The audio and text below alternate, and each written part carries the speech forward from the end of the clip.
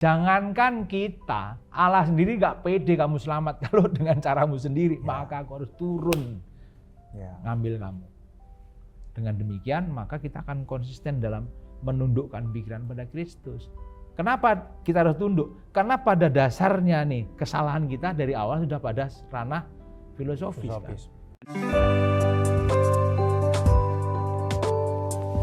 3, 2, 1, ngobrolin pesona Injil yuk.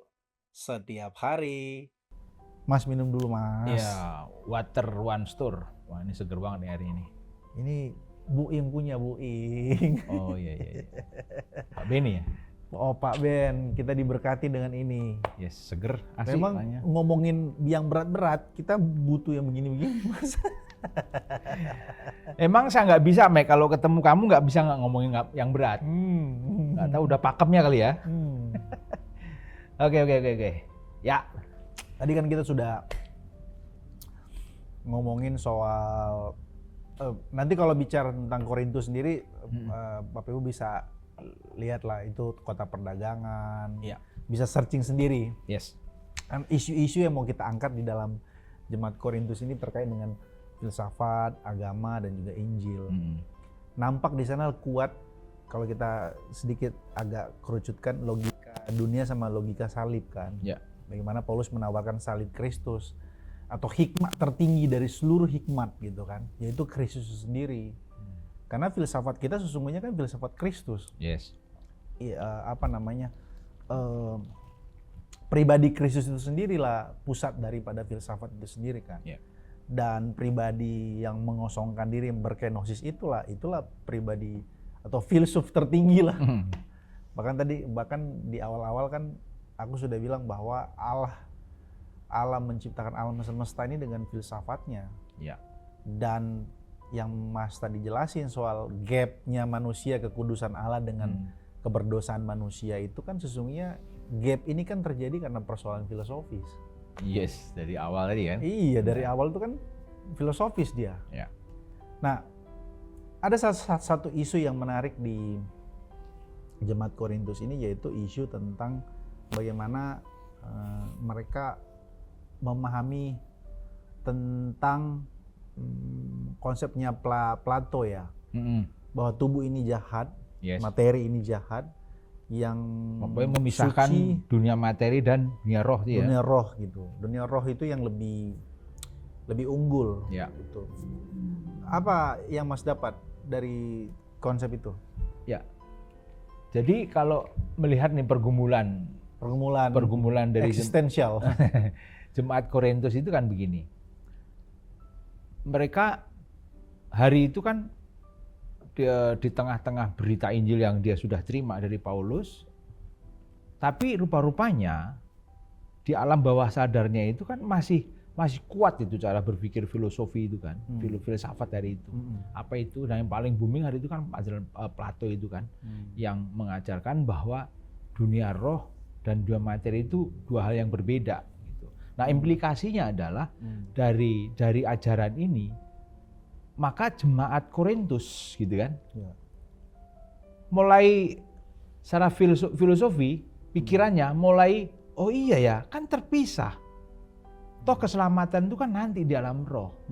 Ya sudah kalau gitu, mari kita hidup sama seperti orang dunia pada hari itu, orang-orang Korintus pada waktu itu. Makanya di teks-teks lain Paulus bilang mari kita makan dan minum karena besok kita mati kalau tidak ada kebangkitan. Itu dia.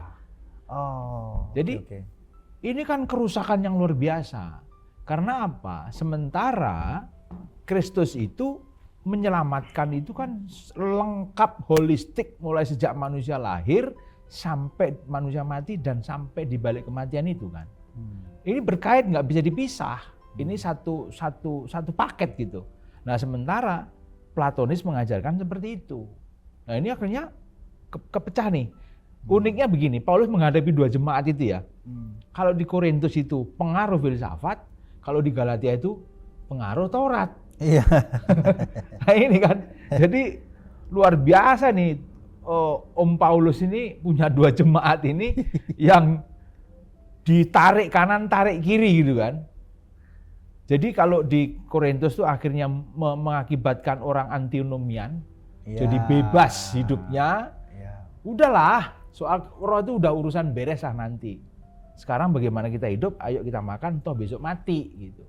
Nah, baru ada babak kedua tuh, baru di situ proses penyelamatan. Nah, kalau di Galatia itu beda. Nggak cukup kalau kamu mau selamat, nggak cukup Yesus kan. Ini dua hal yang berbeda, tapi spiritnya sama. Mengganggu eksistensi Injil itu. Memang ini pergumulan Injil pada umumnya kan. Musuh Injil itu kan ada dua itu. Legalisme sama antinomian. Ternyata di Korintus ini antinomian ya. Ini yang terjadi gitu kan. Jadi apa sih antinomian itu? Kan kebebasan. Manusia mau otonom. Yes. Kalimat itu saya suka sekali.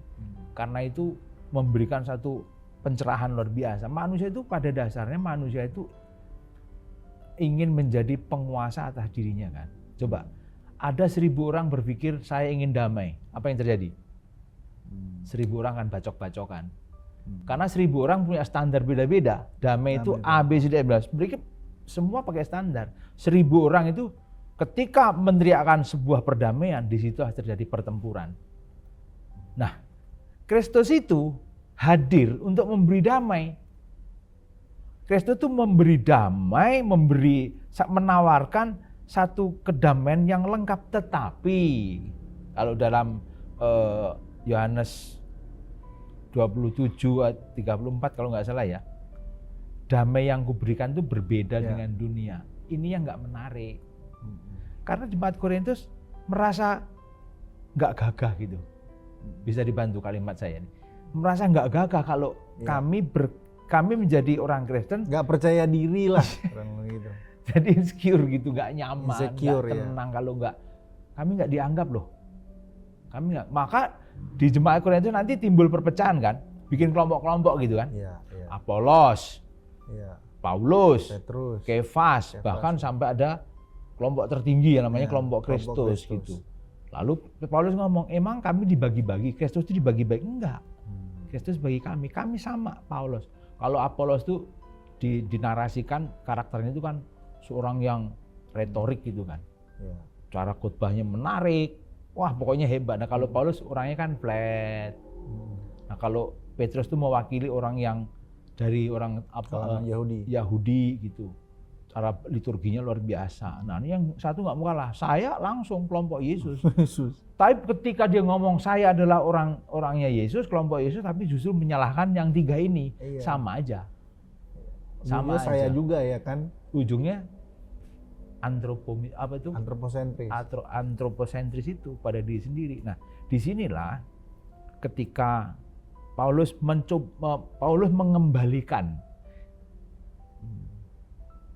keberagamaan itu atau mencari Tuhan itu atau mencari hikmat itu, kalau pusatnya adalah dirimu, maka jadi masalah. Pusat dari seluruh pencarian hidup adalah Kristus. Ya, setuju. Harus Kristus. Karena apa? Kristus yang menyelesaikan kan dari seluruh hikmat itu, dan memang dikatakan hikmat Allah adalah Kristus itu kan. Hikmat dalam hal apa? Hikmat dalam hal bagaimana mencari ketenangan hidup, kedamaian hidup, tatanan hidup, keselamatan yang dibalik kematian itu ya cuma Kristus. Karena dunia, ketika kita filsafat apa sih? Ketika orang mengedepankan agama apa sih? Kan ingin gini, nampak lebih bermoral kan? Nah kalau Injil dimaknai supaya nampak lebih bermoral, yaitu beragama. Nah Paulus nggak mau begitu. Makanya kalau di ayat 17 itu begini kan. Sebab Kristus mengutus aku bukan untuk membaptis, tetapi untuk memberitakan Injil. Dan itu pun bukan dengan hikmat perkataan atau dengan cara kami berfilsafat yang retorik, tidak perlu. Supaya salib Kristus jangan menjadi sia-sia. Jadi aku memberitakan salib itu apa adanya. Nggak perlu ditambahin, dikurangi. Enggak. Bahkan kami pun nggak ada di situ. Paulus pun nggak ada. Gitu kan. Nah sebab pemberitaan tentang salib memang adalah kebodohan. Jadi gini, udah nggak usah ditambahin, nggak usah dikurangi. Kamu tambahin juga tetap dianggap kebodohan, dikurangi juga tetap akan dianggap sebagai kebodohan. Udah, apa adanya. Bagi mereka yang akan binasa. orang yang menganggap salib itu sebagai kebodohan, memang dia mau binasa. Artinya begini, orang yang menganggap salib sebagai kebodohan, dia akan binasa. Kan berarti menolak. Ya. Karena nggak memenuhi kualifikasi hikmat dunia itu. Jadi, tetapi bagi kita yang diselamatkan, pemberitaan itu adalah kekuatan Allah. Karena ada tertulis, nih, Paulus baru mengutip. Ya. Kalau kamu bicara soal filsafat yang kamu agungkan, nih Alkitab sudah ngomong jauh-jauh hari.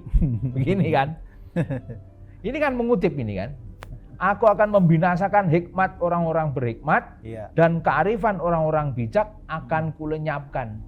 Jadi kalau kamu mengagungkan namanya filsafat, nih Allah sudah berfilsafat itu dalam Yesaya 29:14. Ya, itu kutipan memang. Dikutip itu kan. Nah, jadi pergumulan jemaat Korintus hari itu adalah merasa nggak percaya diri kalau tidak memenuhi ini loh kemauan publik hari itu harus. Mungkin begini kali Mas. Ada gitu. istilah Latin itu summum bonum. Langsung jelaskan. Ya, summum bonum itu sebuah kebaikan tertinggi. Ya. Jadi sebuah kebaikan tertinggi itu bisa dicapai dengan kekayaan, dengan moralitas yang tinggi, dengan kecerdasan intelektual, dengan memandang seseorang itu punya jabatan, punya kekuatan gitu. Itu summum bonum itu bisa dicapai dengan hal-hal itu. Itu dalam bahasa Latinnya. Kebaikan itu ada untuk kebaikan itu sendiri. Nah, untuk mencapai kebaikan itu, nah orang memandangnya harus tadi punya ketenangan, punya kebahagiaan, punya kekayaan, punya kekuatan, gitu. Nah, ini agak sedikit paradoks dengan kekristenan. Kekristenan justru mencapai summum bonum atau kebaikan tertinggi itu agak paradoks dengan cara kelemahan dan kehinaan.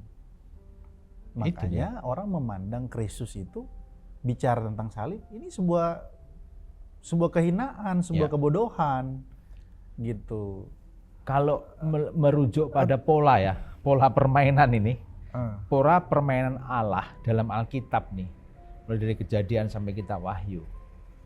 Dan Alkitab itu adalah Alkitab yang sangat jujur, menceritakan kelemahan seseorang, tapi juga kelebihan seseorang. Lalu begini kan, ada yang mengkritisi, masa Nabi kok salah gitu. Ya. Karena harus jaga nih maksum, istilahnya itu harus benar-benar orang yang soleh, yang nggak cacat lah gitu. Banyak orang nggak tahu apa Alkitab itu sebenarnya itu apa sih yang mau disampaikan. Allah ingin menceritakan dirinya kan. Iya. Melalui apa? Kelemahan-kelemahan manusia. Kebayang nggak soal Raja Asa? Dia harus berperang melawan kerajaan mana aku lupa. Dia punya 3.000 orang melawan 30.000 orang. Tapi dia bisa menang. Raja Asa, Yehuda. Ya, oke. Terus Gideon. Abraham 300 orang melawan Raja Kedorlaomer itu. Semua dari pernik-pernik kecil itu Tuhan menaruh. Kan gini. Apalagi beginilah, Tuhan itu bercandanya menurut saya bukan bercanda ya, memberikan satu analogi itu ya. Bahasanya Pastor Mario, jenaka. Jadi memberikan satu analogi kan begini. Kamu itu seperti kawanan domba. Anak domba gitu, ditaruh di tengah serigala. Apa coba? Manusia sekuat apapun kalau untuk menghadapi dosa, seperti anak domba menghadapi kawanan serigala. Nggak ada kekuatan kita. Artinya apa? Itu jangan lupa ya, domba itu ada gembalanya. Urusan melawan serigala, nih saya gembalanya. Kamu jadi domba yang baik. Jemaat Korintus juga sedang dikembalikan kepada posisinya itu loh.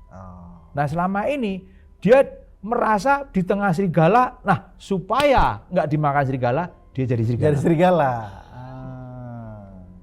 Jadi serigala deh. biar kalian berkawan sehingga nggak ditelan. Iya. Bertemanmu dengan serigala itu cuma sekian hari ya. Setelah itu dimakan juga, karena bagaimana serigala tahu bahwa kamu domba gitu. Nah kalau Allah tahu sampai kapanpun kamu adalah lawan dari serigala itu. Nah sebab itu Paulus berkata begini, aku membinasakan hikmat orang-orang berhikmat dan kearifan orang-orang bijak akan kulenyapkan. Faktanya seluruh dunia bergerak mengumpulkan kekuatan, kecerdasan, kemampuan untuk melawan kematian. Ada yang sanggup nggak? Nggak ada dunia ini yang sanggup melawan kematian itu. Saya pernah nih Mike, pada waktu khotbah di ibadah penutupan peti. Ya. Saya lihat ada beberapa orang yang ngobrol gitu kan. Ngobrol, saya tahu nih kayaknya dari cara tampilannya nih kayak orang sukses lah gitu. Dan saya berkata begini, Bapak Ibu, tolong hari ini hitung kekayaanmu, hitung kolegamu, kerahkan kekuatanmu, suruh berdiri di pintu gerbang. Hadapi malaikat maut. Berkata, tawarkan hartamu. Sehingga kematian boleh ditunda. Atau kirimkan kolegamu yang bisa, orang paling cerdas yang bisa negosiasi. Kirim. Untuk menegosiasi supaya hari ini maut nggak menjemput. Jika ada yang sanggup begitu, saya menolak Tuhan hari ini. Faktanya nggak ada. Ya. Nah, tadi sumum bonum tadi kan. Iya. Orang bergerak mencari kebenaran tertinggi dengan pola yang sudah dibuat, pola yang sudah disistemkan gitu. Semakin manusia mengejar yang namanya sumum bonum menurut konsepnya, dia semakin jauh dari Tuhan. Dan orang yang paling susah diselamatkan itu orang apa coba? Orang yang merasa benar. Ah ya, setuju tuh. Orang yang merasa paling beragama, orang yang merasa paling punya ilmu filsafat tinggi, punya filosofi hidup. Ingat kalimatmu tadi, karena ternyata keberdosaan itu mulai dari filosofinya kan. Makanya kan Rasul Paulus di Roma 12 menantang jemaat Roma untuk bertransformasi kan. Yes. Mengubah paradigma, mengubah budi untuk supaya bisa mengenal mana yang baik, mana yang berkenan dan mana yang sempurna bagi Allah kan. Betul. Dan ini langsung kalau Roma 12:1 itu langsung melawan ajaran Plato. Plato memisahkan dunia fisik dan dunia roh. Ya. Di sini langsung persembahkan tubuhmu. Tapi dimulai dari mana? Pembaruan filosofimu. Ya. Pembaruan filosofimu. Nah, jadi yang mau kita sampaikan kepada jemaat hari ini, Iblis nggak pernah berhenti untuk menambahkan Yesus dengan berbagai pernik-pernik itu yang seakan-akan dunia biar lebih menarik maka harus tambah itu gitu. Semakin Kristus dikasih topping, semakin orang hanya cari toppingnya, Kristusnya enggak. Ya. Nah jadi yuk kita sebagai orang percaya hidup apa adanya seperti firman Tuhan katakan. Saya lebih suka begini. Ini dari Pak Gem ngomong, kalau sama Tuhan itu jujur aja. Susah ngomong susah, sakit hati ngomong sakit hati. Ngomong apa adanya, Tuhan aku nggak mampu loh.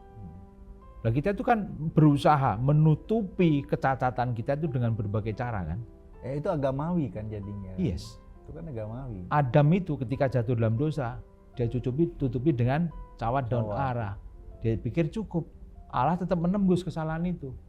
Matanya menembus kesalahan itu. Nah supaya itu harus ada darah tercurah kan. Ya. Maka semuanya itu, maka dosa itu bukan hanya soal kerusakan moral, tapi ada sesuatu yang di dalam yang rusak. Itu roh manusia itu. Nah nanti muncul, kalau rohmu sudah benar, mulai dari pikiranmu, persembahkan tubuhmu sebagai persembahan yang hidup. Nah kalau jemaat Korintus itu enggak. Terpengaruh dengan pemikiran Plato. Iya. Dia akhirnya ya sudahlah, seperti serigala aja biar aman. Nah bukankah itu seringkali juga masuk ke pikiran kita, supaya kita bisa diterima dunia, ya ke gereja rajin, tapi ya kompromilah dikit-dikit. Ya, gitu. Bunglon lah dikit-dikit ya kan. Bunglon dikit-dikit. Jadi aku tertarik dengan sifatnya lebih ke value-value kehidupan ya Mas. Kita Ya. buat dia agak sedikit praksis. Kan ada satu kalimat Paulus di situ bahwa Tuhan memakai yang tidak berarti ya di sana untuk mempermalukan. Gimana? Catatan aku di sini terkait dengan bicara tentang hikmat salib itu. Ya. Bagaimana hikmat salib kemudian bisa mengubah cara seseorang memperlakukan sesamanya. Yes. Dalam hal ini pertanyaanku mungkin lebih kepada standar etikanya. Ya. Bagaimana standar etika seseorang bergeser dari yang sekedar utilitas, maksudnya kebergunaan. Nanti kita masuk ke kebergunaan, keindahan Injil, maksud aku mencari kebergunaan, ataukah yang tidak berarti itu bicara tentang pengosongan diri. Mas nangkap nggak maksud aku ini? Coba ulang. Jadi teks tentang hikmat salib itu kan Allah memakai yang tidak berarti untuk mempermalukan hikmat dunia ini, gitu. Nah, yang tidak berarti di sini kan kita menafsirkannya atau kita melihatnya di dalam diri Kristus yang seolah-olah tidak berarti dengan cara mengosongkan dirinya, merengkuh dunia ini, lalu sementara filsafat agama melihat bahwa gimana caranya supaya segala sesuatu itu ada kebergunaannya, gitu. Jadi dia harus punya ketenangan, harus punya kebahagiaan, baru bisa berguna bagi sesama, gitu. Sementara Kristus menunjukkan keindahannya dengan mengosongkan diri. Nah, ini nanti konsep ini nanti hubungannya dengan konsep Plato tadi. Kan dia melihat tubuh ini tidak ada gunanya, gitu. Yang ada itu hanya roh gitu. Makhluk. Sementara kalau dalam kekristenan tubuh, jiwa dan roh itu satu paket. Yes. Gak bisa dikatakan manusia itu sebagai manusia utuh kalau tidak ada tubuh dan tidak ada tubuh, jiwa dan roh. Gitu. Aku mau dengar dari Mas.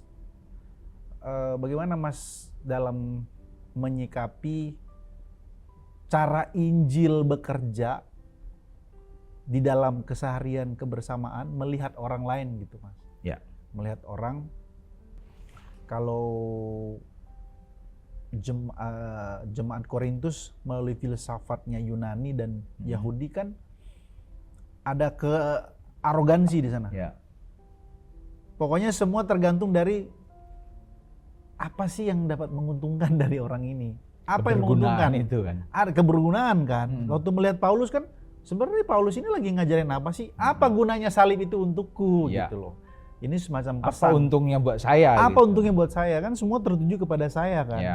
Sementara kalau kekristenan tidak bicara apa untungnya bagi saya, tapi aku sudah menerima keuntungan itu sesungguhnya, kasih karunia Tuhan itu.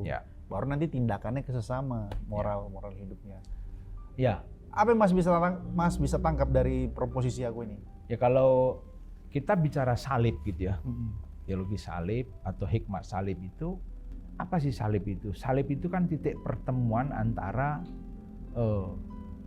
kasih dan kuasa Tuhan kan. Kasih dan kuasa Tuhan. Kuasa Tuhan apa sih? Tuhan itu berkuasa menghukum orang yang bersalah, tapi juga berhak berkuasa untuk memberikan reward kepada orang yang pantas untuk diberikan. Tetapi kalau hanya melihat dari sisi itu, manusia itu cuma satu layaknya, dibinasakan, gitu kan? Cuma satu kelayakannya. Maka kasih Allah itu bergerak dalam dirinya, gitu kan? Dan itu diwujudkan dalam Kristus. Kalau tadi saya katakan bahwa kalau Allah hanya tinggal di surga yang tak tersentuh itu dalam tanda petik Allah sendiri akan terhalangi kan untuk menjemput manusia yang berdosa itu, maka harus ditinggalkan. Nah, Filipi memberikan informasi begitu jelas, itu kan Injil pendek menurut saya itu ringkasan dari 4 Injil itu di Filipi 2 itu kan. Dia yang Allah tidak mempertahankan kealahannya, mengosongkan diri, bahkan mengambil rupa manusia. Ketika menjadi manusia pun tidak menjadi seorang sultan yang kaya raya, tapi justru menjadi hamba yang paling miskin, budak itu kan. Dari udah budak, mati pula. Matinya bukan mati terhormat, mati terhina. Nah, itu karena apa? Kalau nggak dengan cara begitu, manusia pasti binasa. Nah, implikasinya sama kita apa? Yang pertama, kita memahami bahwa kelayakan kita cuma satu, binasa kan. Setuju. Artinya jangan cuma memandang saya dong. Jangan saya cuma memandang diri saya. Salib itu lalu cuma dipandang ke saya. Karena kalau cuma begitu, akhirnya kita membatasi diri, nggak punya empati kepada orang kan. Saya nggak berempati kepada Mike. Karena kasih karunia itu, semakin orang rusak, disitulah Allah semakin punya fokus. 99 domba hebat, yang satu tersesat, satu dikejar. Artinya kalau ada 100 orang, satu rusak, itu yang paling dikejar. Nah, kenapa kita nggak berpikir itu juga? Maka kita gereja harus menjadi karpet merah bagi orang-orang yang berbenah diri. Sementara kalau agama, itu karpet hitam itu bagi orang ini ya kan? Iya. Ini ekskomunikado kalau bisa Kalau agama itu bukan rumah sakit, tapi meja hijau, pengadilan. Kamu salah, rajam batu sampai mati, kamu nyolong, potong tangan. Tapi kalau Injil apa? Kamu berdosa ya? Iya, aku nggak ngukum kamu sih, tapi jangan berbuat dosa lagi. Solusinya apa? Nih, aku jalan kebenaran dan hidup. Tuhan, aku orang berdosa, nggak usah banyak ngomong. Aku kesini karena kamu orang berdosa. Aku datang ke dunia untuk beresin hutangmu, hutang dosamu yang nggak pernah kamu bayar. Aku nggak sekedar ngajarin supaya kamu nggak punya hutang ya, tapi dosamu yang kamu terima dari Adam itu aku beresin. Lalu aku ajarin hidup seperti Kristus, seperti diriku. Maka kekristenan itu bukan lagi kepada bagaimana tergopoh-gopoh membuktikan aku orang hebat dengan demikian aku selamat. Tidak, tetapi berpasrah diri. Sampai kepada apa? Kristus, Tuhan, aku tuh mau seperti Engkau, tapi dalam keadaan seperti ini gimana? Oh tenang, ada Roh Kudus yang akan mendampingi kamu. Ya. Nah, pikiran seperti ini jangan dikenakan pada diri sendiri, kenakan pada orang lain. Dengan demikian cara pandang salib yang dianggap bodoh itu, ya, itu bisa kita yang tadinya tidak berarti lain. Itu, iya, jadi berarti. Jadi berarti. Kalau semua dipandang dari sudut filsafat, apa? Kamu bodoh. Ya emang kamu bodoh. Kamu bukan kelasku ya. Bukan kelasku. Jadi sudut pandang agama, apa? Kamu pendosa. Ekskomunikasi. Dan kekristenan pernah melalui masa itu loh. Betul. Pada zaman kegelapan itu kan. Tapi puji Tuhan semua kembali kepada kasih karunia. Nah, dari situ pun kita bisa melihat ya, kebergantungan kita kepada Kristus itu menjadi sangat mutlak. Karena kita kan skip terus. Informasi apa bisa mendistract kan. Maka menginjili hidup dan menghidupi Injil setiap hari itu menjadi sangat penting. Sangat penting. Satu lagi Mas, sebelum kita kelar nih. Bagaimana menawan pikiran kita kepada Kristus di tengah-tengah distraksi sosial media, TikTok, Instagram, YouTube, Facebook dan lain sebagainya, untuk supaya kita betul-betul